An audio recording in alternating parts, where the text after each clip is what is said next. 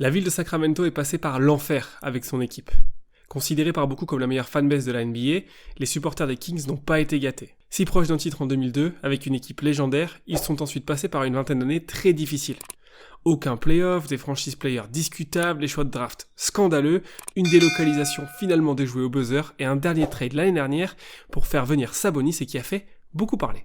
This is some form of malpractice on the Kings' part. This is some form of malpractice. I'm so proud of you. Et pourtant, cette année, les Kings ont fait rugir Sacramento comme rarement. Sous Mike Brown, ils sont meilleure attaque du championnat grâce à une efficacité folle. Un jeu flamboyant qui détonne en NBA, car contrairement à beaucoup d'équipes, ils sont pas beaucoup basés sur le pick and roll, sur les écrans. Ils sont derniers de la ligue en termes d'utilisation d'écrans porteurs et 25e en isolation, alors qu'ils sont premiers tant en quantité qu'en efficacité sur des mains à main et également sur des coupes et les transitions. Ils sont patients, organisés autour du All-Star De'Aaron Fox et de l'homme à tout faire Sabonis, avec un jeu simple mais imprévisible, en jouant les uns pour les autres et avec beaucoup de lecture. Comment réussissent-ils tout ça ? Alors on va commencer par la contre-attaque, car ils sont premiers en NBA sur le nombre de transitions jouées. Tout le monde se jette vers l'avant, tout le monde est capable de dribbler, mais en même temps ils le font de manière patiente, ce qui est assez surprenant à dire, mais on va voir que c'est pas non plus tout déconsidéré en se jetant vers l'avant sans contrôle, même si tout le monde peut pousser la balle. On regarde ici, il y a un 54, puisque Sabonis a de l'avance sur Plumlee. On va les voir, ils vont pas se jeter. Hurter, il analyse la situation tranquillement. On voit Kawhi Leonard qui dit à Morris va défendre sur lui. Donc Hurter, il va venir l'attirer en montrant le tir pour le forcer à venir. Et ensuite, il y a Kawhi Leonard qui doit choisir entre Murray et Domantas Sabonis. Il doit être sur Murray, mais aussi protégé, parce que s'il va directement sur le shooter, Domantas Sabonis se retrouve tout seul sous le cercle. Et donc, ça libère un tir ouvert pour le meilleur shooter chez les rookies. Alors on l'a dit, même Sabonis peut pousser la balle. Ici, on a un avantage et on voit que tout le monde, dès qu'il voit qu'il y a un avantage pour le coup, pousse. Keegan Murray coupe bien parce qu'il y a un 2 contre 1 à jouer ici, forçant Paul George à faire un choix, à venir sur lui, et ça ouvre Malik Monk qui est un shooter terrible. Donc il pousse la balle, mais regardez De'Aaron Fox là non plus. Il n'est pas à pleine vitesse, il est sous contrôle, il essaie de faire venir les aides. Une fois qu'il a les aides, on va trouver les tirs. Parce que ils ont beaucoup de shooters dans cette équipe. Ils ont 7 joueurs qui sont à plus de 37% à 3 points. Et donc dès qu'ils ont un tir ouvert, ils vont aller les chercher. Et puis forcément, ils ont également des très bons joueurs de 1 contre 1, comme De'Aaron Fox, qui est bien sûr le numéro 1. On hésite un petit peu à venir aider sur lui, tellement les autres joueurs sont dangereux à 3 points. Et puis, on va pouvoir aller vers le cercle. Malik Monk, on le verra tout à l'heure, est un petit peu sous-coté. Également, lui aussi, il pousse la balle fort et il a de fortes capacités athlétiques. Et quand ils sont lancés comme ça en transition, ils sont difficiles à arrêter, tellement ça va vite vers le cercle. Et puis, il joue également de manière intelligente. On va voir ici Domantas Sabonis qui va aller chercher Kawhi Leonard. C'est un peu la même situation que tout à l'heure. Kawhi Leonard, il couvre la raquette. Donc Sabonis, il voit que Hurter a de l'avance. Il est déjà en train de chercher où est son défenseur. Puis ils sont très patients également sur la zone. Ça peut paraître un peu incohérent quand on a autant de shooters. On peut se dire que dès qu'ils ont une position, ils vont tirer. Mais non, au contraire, ils sont très patients pour essayer de trouver les meilleurs tirs possibles. Ils font beaucoup cet écran-là pour venir aller challenger Zach Collins, De'Aaron Fox dans le 1 contre 1. Mais souvent, ça passe en dessous. Puis ils ont envie d'avoir cette patience. Hurter, il coupe avec le 2 contre 1, comme tout à l'heure. Là, Keegan Murray va remonter. On a une coupe en bas entre Barnes et Hurter. Et puis on va essayer vraiment de faire bouger cette défense. Le point central, c'est le poste haut pour faire monter Zach Collins pour pouvoir ensuite trouver des choses derrière lui. On trouve pas ça, on réattaque. Et là, on a fait monter Zach Collins. Donc il montre le tir, Murray. Sabonis, il a pris la position, il n'y a personne sous le cercle. Ça, c'est un panier facile. Ils vont vraiment beaucoup travailler pour aller chercher longtemps. Toujours cette coupe pour le shooter, elle est très présente dans le jeu de Sacramento pour forcer les défenseurs à faire un choix. Puis toujours cet écran vers l'extérieur de De'Aaron Fox. Et puis, ensuite, la patience, on réattaque, on bouge autour. Et puis, on n'est pas forcément pour aller chercher le tir à 3 points. On va essayer d'aller chercher des paniers proches du cercle, ce à plus grande rentabilité. Surtout sur une zone en NBA où c'est moins fermé, moins compact qu'en Euroleague. Il y a toujours cette volonté. Alors, ça arrive également de faire des écrans vers l'intérieur pour faire venir la première aide. Là, il y a un écran très intelligent sur le joueur en bas de la zone. Malheureusement, il défend très bien, il touche la balle. C'est pas grave, on va réattaquer, toujours en bougeant autour. Et puis on arrive quand même assez souvent à aller chercher des paniers faciles pour faire exploser cette zone. Alors ce qui veut pas dire que quand on n'a pas la possibilité de venir tirer, d'avoir une opportunité de jouer vite, Parce que forcément, Keegan Murray, il a un pourcentage incroyable à 3 points, Kevin Huerter, c'est le cas aussi. Une des façons de casser une zone, c'est d'arriver vite avant qu'elle soit en place, pour pouvoir prendre des tirs ouverts. Ces joueurs-là qui ont une telle confiance, pourquoi on s'embêterait à aller trop attendre si on peut aller chercher un layup, comme c'est le cas ici, pour Domantas Sabonis. Donc il y a cette dualité entre on est très patient, on se jette pas sans contrôle, mais également on est capable de prendre des tirs vite, qui est assez fascinante. L'arme numéro 1 de cette équipe, c'est De'Aaron Fox, le All-Star, le joueur fidèle à Sacramento, qui a enfin amené cette équipe en play-off. Il fait beaucoup de choses qui ressemblent à James Harden. On vous invite d'aller regarder la vidéo qu'on avait faite d'analyse sur lui, sur sa façon de se créer son 1 contre 1. La différence pour De'Aaron Fox, c'est que lui, il est tellement rapide qu'il se lance avec un dribble devant lui, un changement de main devant, pour ensuite faire une hésitation et voir comment le défenseur se positionne. Ici, il est trop haut, donc il est tellement rapide qu'il va facilement le passer. Il est plus rapide que l'immense majorité des joueurs NBA. La LED, elle vient de la droite, mais on ne peut pas aider côté ballon pour éviter de donner un tir à Kevin Huerter. Lauri Markkanen est un peu trop haut, c'est trop facile pour De'Aaron Fox pour aller chercher le panier. Puis si on est au niveau de son épaule, comme c'est le cas ici de Russell Westbrook, c'est déjà trop tard, il va pouvoir aller finir tranquillement.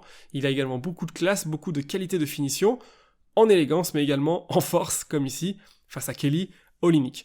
Puis, si jamais on lui ferme un petit peu le côté gauche, il est capable, avec le changement de main devant, d'aller finir doucement avec un Eurostep, ou alors de le faire vers la droite, mais toujours pour essayer de revenir à gauche. Il est tellement rapide qu'il arrive même, avec un dribble loin, d'aller contourner son adversaire pour aller finir à gauche. Il y a quelque chose qui est également très intéressante, un peu comme James Harden, où il se protège avec la balle très bas en la tenant à 2 mains. Vous allez le voir ici. Quand il va passer Kawhi Leonard, il la met très bas et en la tenant à 2 bras pour ensuite casser le bras de Kawhi Leonard qui va provoquer des fautes. Il est aussi très intelligent. Là, on va voir une situation avec Domantas Sabonis qui va venir se poster. Miles Plumlee se met devant lui, mais du coup, il n'y a pas d'aide. Donc, il va pouvoir l'utiliser comme un écran indirectement pour ensuite aller finir avec le contact. Puis, c'est également un très bon passeur dans cette situation-là. Il va la glisser vers Keegan Murray. Alors déjà, il tient la balle bas de la même façon, puis on va retrouver cette coupe de Keegan Murray, où Paul George est entre les deux, et entre Huerter et Keegan Murray, puis en même temps, il faut se préoccuper de De'Aaron Fox qui arrive si facilement au cercle, du coup, on sait plus trop où donner de la tête, et il la glisse entre le défenseur avec beaucoup de classe. Il est tellement dangereux dans les drives, puis parfois on a peur du tir à 3 points, donc on se met haut pour bloquer la passe, puis il y a des coupes derrière pour aller en profiter. Les joueurs autour des Kings profitent tellement de cette agressivité, de cette qualité de 1 contre 1 de De'Aaron Fox qui se régale.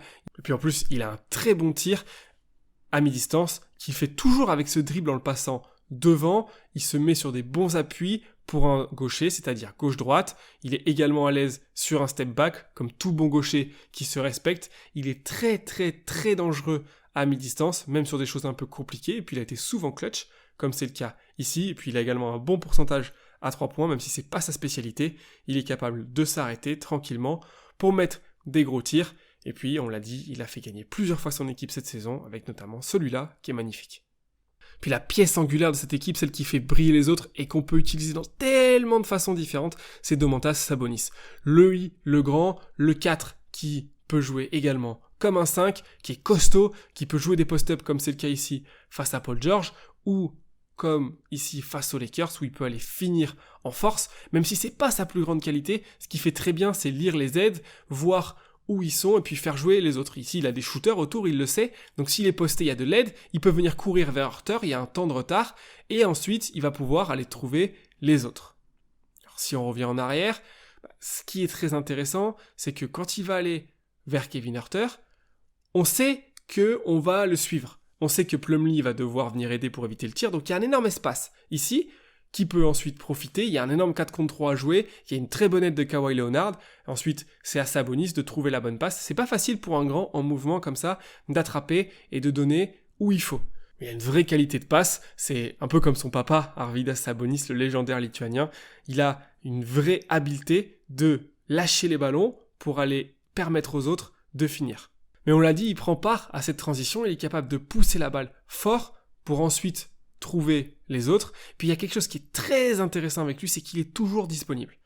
On va voir sur cette situation-là, il va toujours ouvrir l'angle de passe. Il fait un premier appui pour s'écarter, pour laisser la place à Malik Monk. Et ensuite, vous allez voir que la ligne de passe entre Monk et Sabonis est toujours ouverte. Regardez, il se déplace dans le bon timing entre les deux défenseurs des Clippers pour être toujours disponible pour avoir une passe. Et puis en plus, la feinte de tir est magnifique. Regardez-le encore une fois ici. Il est toujours au bon endroit. On va toujours pouvoir le trouver. Il ouvre l'angle de passe. Parce que c'est ça qu'il faut faire, mais c'est un peu difficile parfois de se coordonner, lui il le fait très bien, puis il est capable de finir au contact, comme c'est le cas ici face à DeAndre Ayton.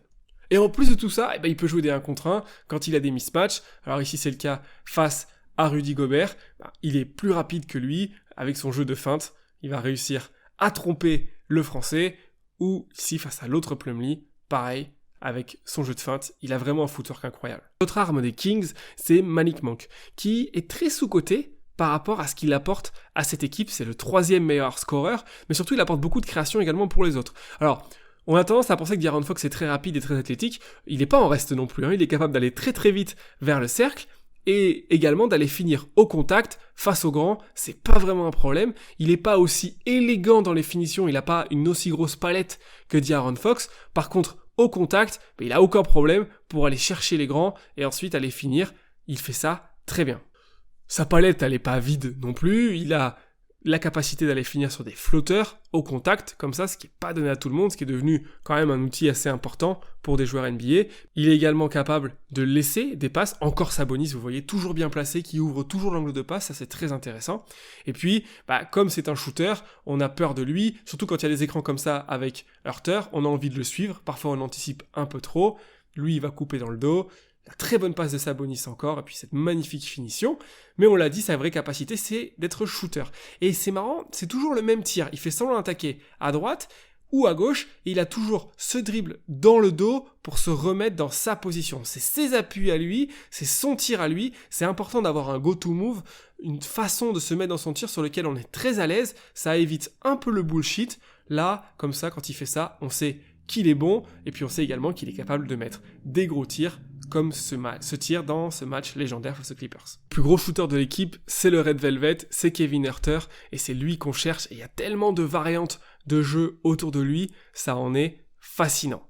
Alors, déjà, quelque chose qui est important, c'est qu'il est tellement shooter que parfois on anticipe sur les écrans, comme c'est le cas ici, et forcément, il n'y a absolument personne derrière. Donc, il a vraiment cette capacité d'être incisif dans ses coupes, dans les backdoors, pour pouvoir aller chercher des paniers faciles. Ça, c'est quelque chose à maîtriser quand on est un vrai bon shooter. On utilise également des post-up de Harrison Barnes pour pouvoir le libérer. Alors pourquoi ? Harrison Barnes, ici, il est là, donc il y a de l'aide qui est donnée, au cas où, parce qu'il est tellement costaud, et ensuite, lui, il a un temps d'avance. Même si on change ici, lui, il est lancé, l'autre est arrêté, il n'a aucune chance de le suivre avec le bon rythme, et ça va lui donner un tir ouvert. Puis une autre façon originale de le trouver, c'est de faire un écran avec Sabonis, surtout quand ils sont agressifs sur De'Aaron Fox. On met Kevin Huerter à l'opposé, on est obligé de venir aider sur Sabonis, et Huerter, il est tranquille pour recevoir la balle et se créer son propre tir. Mais mon alignement préféré, c'est celui-là parce qu'il y a beaucoup de variantes et beaucoup d'options. Et ça montre qu'un système, c'est pas simplement juste dérouler quelque chose sans réfléchir. Il y a beaucoup d'adaptations pour faire douter la défense et créer beaucoup d'incertitudes. Alors si on le regarde, ici, on voit Paul George qui annonce changement sur l'écran vers Keegan Murray.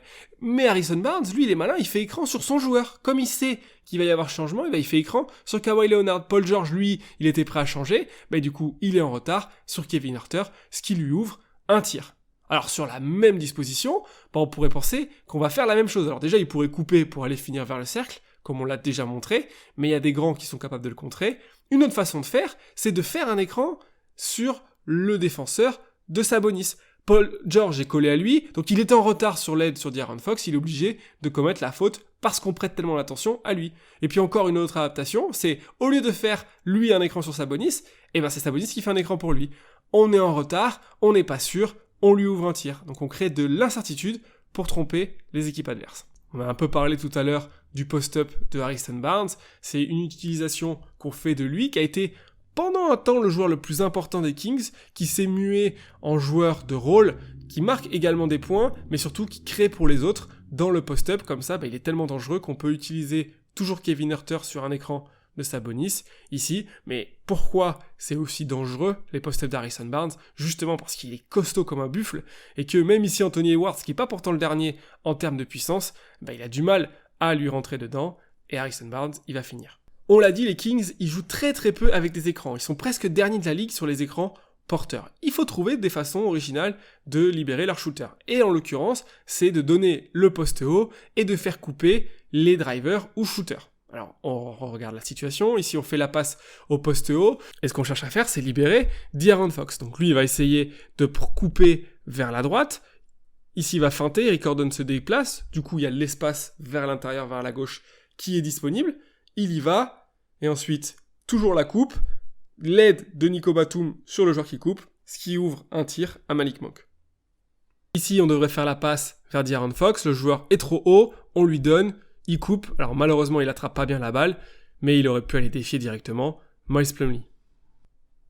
Alors ça, c'était des entrées quand la balle était à l'opposé. Quand on passe directement la balle, comme ici, on peut aller directement au main à main. Malik Monk est tellement dangereux qu'on est obligé de le suivre. Mais du coup, si on le suit, il y a un espace derrière et il n'y a pas d'aide parce que le joueur dans le coin est trop dangereux. La magnifique passe de Sabonis pour aller finir. Qu'est-ce que ça emmène? Parfois, on vient aider pour protéger cette coupe, ce qui laisse de l'espace à Sabonis. Il a un avantage sur son joueur, il le joue parce qu'il a tellement de qualité de 1 contre 1 qu'il va finir au contact. Il y a beaucoup de variantes et beaucoup de possibilités. Si jamais on n'y arrive pas, avec Monk, on a ensuite un écran de Murray vers Huerter.